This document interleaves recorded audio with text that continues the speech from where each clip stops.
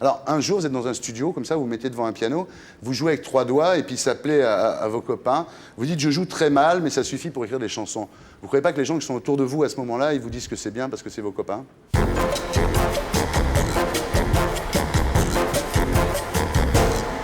Bonsoir, ça va? Bonsoir, ça va? Vanessa, on s'est rencontrés la première fois il y a 14 ans, dans une émission qui s'appelait Bain de minuit, sur la 5. C'était en 1987, vous vous souvenez? Oui. Magnéto, Serge. Vanessa, combien t'as vendu de disques là? Tu le sais, non? Non, je pense qu'on doit pas être trop loin d'un million. Pardon? On doit pas être trop loin d'un million. Pas loin d'1 million. Ça fait beaucoup d'argent alors. Je sais même pas en plus. Tu peux nous chanter Joe le Taxi en... Non. Tu vas pas le chanter là? Non, non. Même pas en espagnol?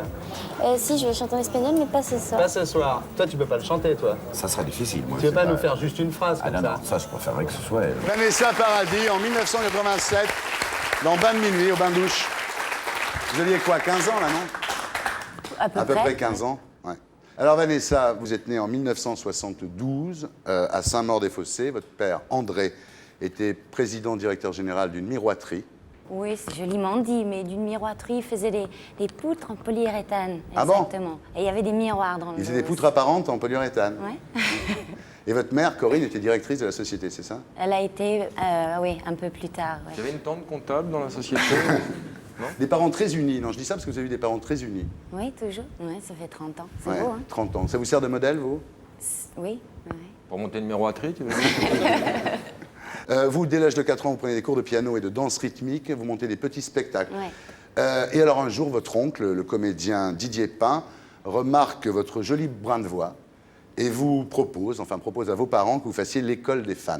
Voilà votre première apparition à la télévision. Oui, enfin, c'est plus sain que ça. C'est mon oncle et il sait que je rêve de chanter, que les comédies musicales, c'est tout ce qui me fait rêver.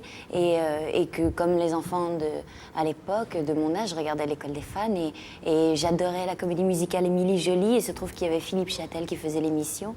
Et il m'y a emmené, mais c'était pas il n'était pas producteur à l'époque, c'était pour faire plaisir à sa nièce. À l'époque, vous avez 8 ans. Hein. Ouais. Et quand vous avez 10 ans, vous faites un 45 tours en association avec les Forbans qui s'appelle La magie des surprises parties, que vous avez fait interdire. On ne trouve plus ce disque. Moi, je l'ai cherché, je ne le trouve pas. C'est un collector, si quelqu'un l'a. J'en ai 2, moi. Oui. Pourquoi vous ne voulez plus qu'il sorte? Ah, parce que je l'aime pas beaucoup. Ouais. Et il se trouve que je l'avais enregistré à 10 ans et quand j'avais 13 ans, il était toujours pas sorti. Alors, entre 10 et 13 ans, Ouais. la voix, elle change, puis surtout les goûts et les envies changent. Donc, j'avais plus envie de faire ça. Puis le disque est jamais sorti. Et puis au moment où Joe le Taxi est sorti, là, comme par hasard, il est sorti. En tous les cas, Vanessa, c'est grâce à cette chanson que vous rencontrez Franck Langloff lors de l'enregistrement de la maquette de l'album de Sophie Marceau. C'est ça, non? Vous y êtes allé pour voir et puis vous la voyez chanter dans le studio, vous êtes derrière la vitre. Puis vous dites quand même, c'est pas terrible, je pourrais le faire, moi. Non, ça, c'est ce qu'on raconte. Ah, vous dites pourquoi pas moi Non, quand c'est vous pas la vrai. voyez. En plus, je suis allée à l'époque au studio parce que j'adorais Sophie Marceau. Je suis allée pour la voir. et puis j'ai rencontré Franck Langloff et Étienne Rodagil à cette époque-là. Et c'est vrai que je leur ai dit, je leur ai demandé de m'écrire une chanson. On va l'écouter, cette chanson, Didier.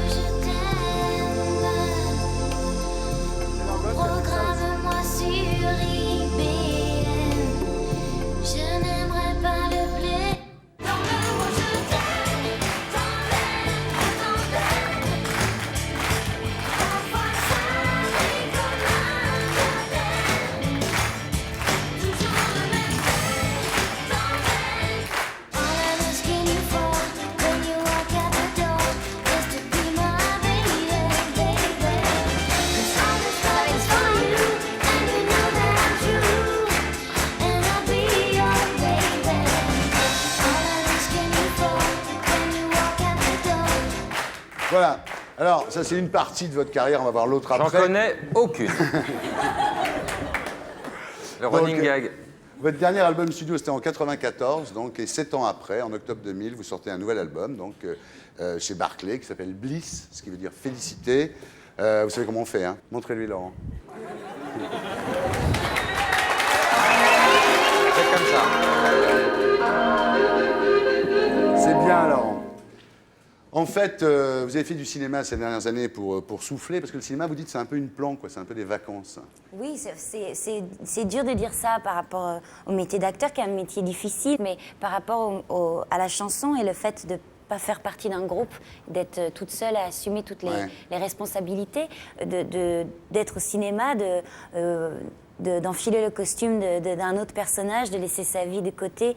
Et la pression, elle est plus pour le metteur en scène au cinéma. Donc, je trouve que ouais, c'est reposant, finalement. C'est C'est assez reposant pour la reposant, tête, ouais. hein, peut-être pas, certainement pas physiquement. Ouais. Mais... Et puis donc, vous faites pas mal de films, et puis un jour, ça commence à vous démanger, quand même, cette idée de recommencer à chanter.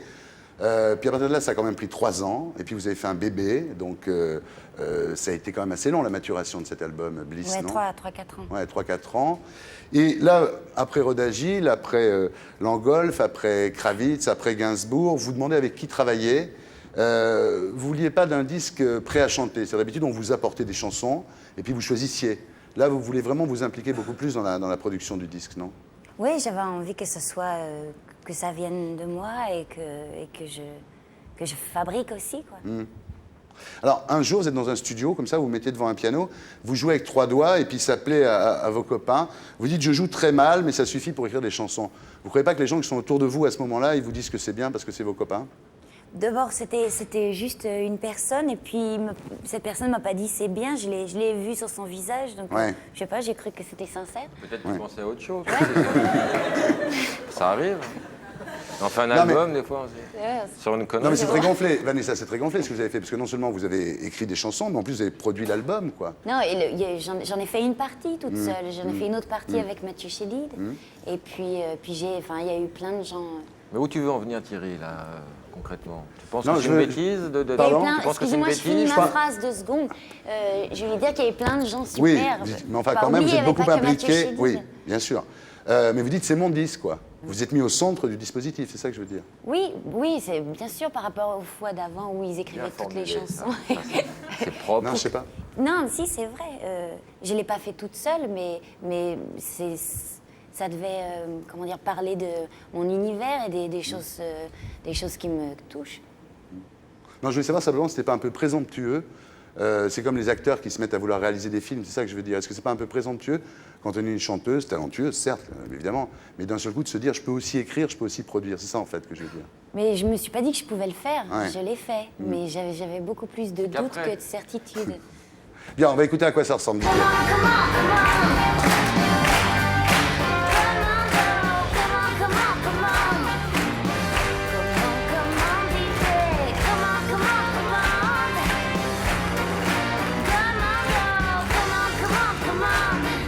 J'ai fini de me chercher par les liens d'une vie que je t'ai trouvée.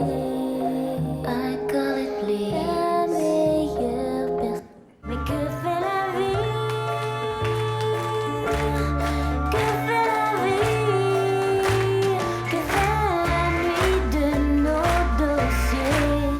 Alors ça c'est le dernier, c'est Que fait la vie, c'est ça. Que fait la vie? Pas mal, ça. Que fait la vie? Qui l'a écrit ça? C'est Didier Golmanas qui a écrit le texte et j'ai fait la musique. C'est la musique et de vous. Ah ben bravo, alors je retire tout ce que j'ai dit. Il a participé d'ailleurs, Johnny Depp, à Bliss. On a écrit 2 musiques ensemble et puis il a joué dessus sur un titre. Ouais. Vous en êtes content, tout va bien? Du disque. Oui. Une fois que c'est terminé, il y a un tas de choses qu'on a envie de changer, mais Ouais. à un moment, il faut s'arrêter. Alors vous êtes en tournée en ce moment, hein. Vous êtes à Lyon le 10 mai, le 11 à Marseille, le 12 à Toulouse, le 16 à Nancy, le 30 au Zénith de Paris et le 1er juin à Bruxelles. Sur scène, vous faites quoi? Je chante des chansons des 4 albums. Par exemple, Joe le Taxi, par exemple, Dis-le-toi que je t'aime. Non, parce que souvent, vous savez comment c'est les chanteurs, on va les voir sur scène, et puis ils font leur dernier album, ils font pas les tubes qu'on adore. Non, mais je l'ai fait. Alors aujourd'hui, vous avez fait 5 albums, 5 films, et votre dernier film, c'est tombé complètement à l'eau, là, cette histoire de Don Quichotte. Là, c'est horrible, cette histoire, non? Bah, c'était dur, au moment où ça s'est passé, puisque Jean Rochefort a dû se faire opérer, on était surtout Ouais. inquiets pour lui. Donc, c'est un film qui s'appelle L'homme qui a tué Don Quichotte de Terry Gilliam, qui est un grand réalisateur, donc avec vous, avec Johnny Depp, Jean Rochefort dans le rôle effectivement de Don Quichotte. Hein. Le deuxième jour, le plateau est inondé. Le quatrième jour, Gilliam découvre que le paysage a changé de couleur et qu'il n'est plus raccord et qu'il faut tout refaire. Le cinquième jour, c'est horrible, l'assistant découvre que Rochefort ne peut pas tourner, il se dispute, il tourne quand même, il faut 3 personnes pour le faire descendre de cheval. Et le 6e jour, il est évacué sur Paris et le tournage est interrompu. Et vous, après, vous avez d'autres trucs à faire. Vous avez votre tournée, et puis j'imagine que Johnny Depp, il a aussi des engagements. Et le projet est abandonné. On verra jamais ce film. On ne sait pas pour l'instant, il n'en est pas question. Ça vous touche moins qu'avant, ce genre de truc, depuis que vous êtes mère de famille? Oh, bah oui, c'est un film, quoi. Ouais. C'est pas grave. Vous avez appelé votre album Bliss, donc ce qui veut dire félicité. Vous dites finalement, vous avez toujours dit que vous n'aimez pas beaucoup, qu'on parle de votre vie privée dans la presse et la télévision. Et là, dans cet album Bliss, vous parlez que de ça, c'est un peu contradictoire, non, d'une certaine façon? Ouais, peut-être, mais je raconte pas de détails. Je parle de sujets universels qui concernent une grande partie des femmes. Vous restez dans de les la généralités. société. Ouais. Ouais, il n'y a pas de détails, il n'y a pas c'est pas un journal intime. Et puis c'était la première fois que j'écrivais des chansons. Moi, j'avais envie de parler des gens et des choses que j'aime le plus. Elle est loin à l'époque de ça, là.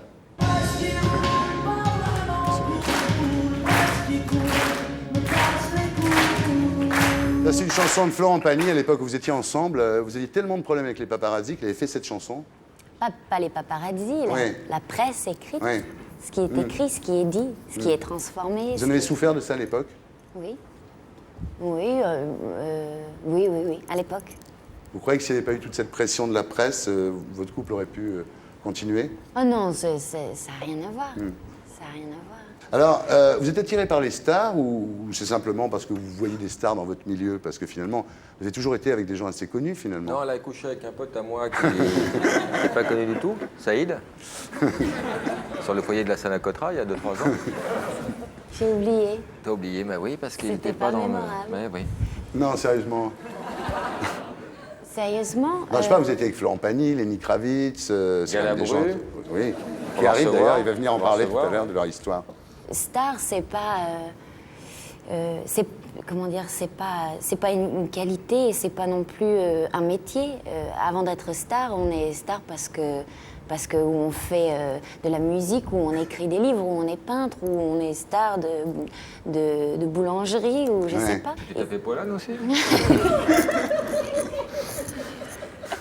Mais quand on aime quelqu'un et qu'on est attiré par quelqu'un, c'est pour tout ce qu'il représente. Ouais. Et l'homme que j'aime aujourd'hui, c'est une star, mais avant d'être une star, c'est quelqu'un qui fait des choses que j'admire. Ouais. Donc forcément, ça joue quelque chose dessus. Mais Avec ça... lui, c'était pas gagné au départ en plus, parce qu'il avait quand même une réputation super houleuse, non? Super difficile.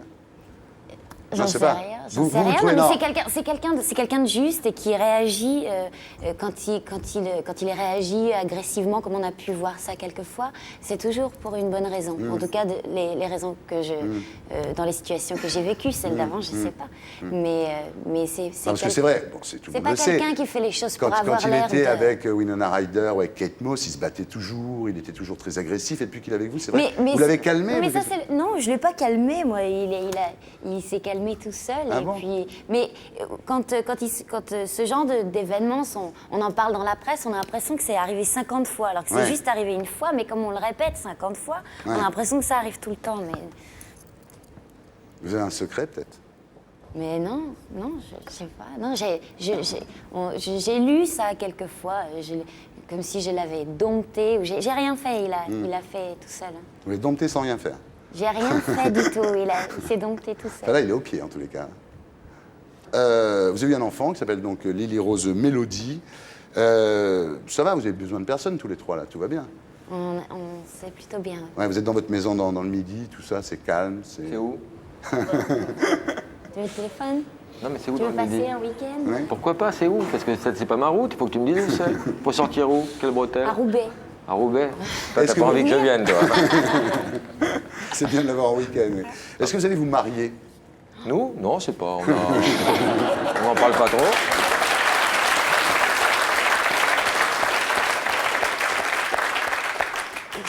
J'en sais rien, on n'en parle pas. Vous n'en parlez pas encore? Enfin, on en parle, on n'en parle pas. Enfin, c'est pas quelque chose qui nous paraît important pour l'instant. Ouais. Faire un enfant, c'est plus important. Vous dites, je ne suis pas la meilleure chanteuse du monde, je ne suis pas la meilleure actrice du monde, mais c'est tombé sur moi.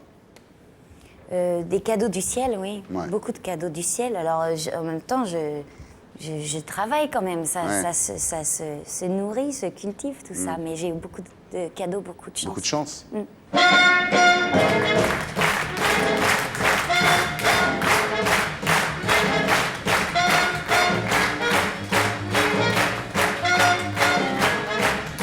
Alors Vanessa Paradis, vous êtes devenue une mère très, très attentive. Vous êtes ordonnée maintenant. Maintenant vous faites les valises quand vous partez en vacances et tout, vachement sérieuse. Donc on va vous faire une interview très sérieuse. Et c'est l'interview expliquée à ma fille. On ne bouge pas pendant le jingle. Je peux avoir un thé? Je peux avoir un thé, c'est possible?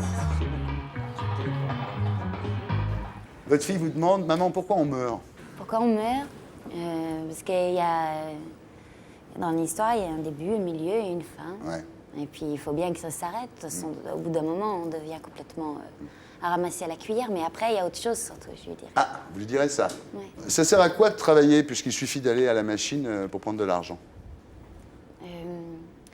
À occuper ses journées et à manger. Mon père, il dit c'est le taxi de la liberté, l'argent. Moi, j'aime bien cette expression. Le taxi, c'est très récurrent dans la famille. L'argent. Maman, c'est quoi ce que vous mettez dans vos cigarettes avec papa? Ah, mais je lui explique. Pour l'instant, de toute façon, moi, c'est du tabac. Donc, Ouais. ça va, il n'y a pas de problème. Il n'y a pas de problème. Non, mais de toute façon, je lui expliquerai. Je préfère... Ouais. Ah oui, je préfère Oui, ça. qu'elle puisse passer les frontières tranquilles.